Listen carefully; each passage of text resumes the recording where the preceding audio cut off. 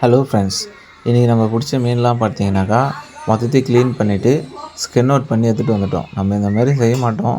சரி, புதுசாக skin out பண்ணி செஞ்சு பார்க்கலாம் எப்படி இருக்குன்னு சொல்லிட்டு ட்ரை பண்ணலாம் சொல்லிட்டு எடுத்துகிட்டு வந்துட்டோம். இதுக்கு மசாலா ரெடி பண்ண போகிறோம். இப்போ பாருங்கள், மசாலா எல்லாம் போட்டுட்டு சால்ட்டு தேவையான அளவுக்கு நீங்கள் சால்ட்டு போட்டுக்கோங்க. சால்ட்டு போட்டுட்டு எல்லாத்தையும் மிக்ஸ் பண்ணுங்கள். மிக்ஸ் பண்ணிவிட்டு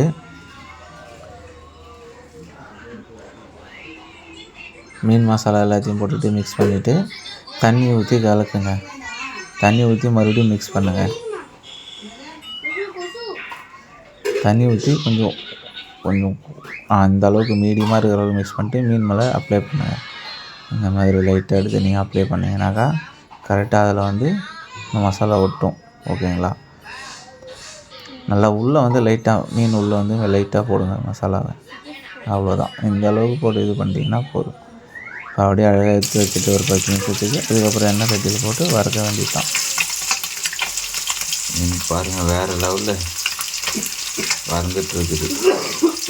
ஸ்ப்ரே ஆகுது மீன்.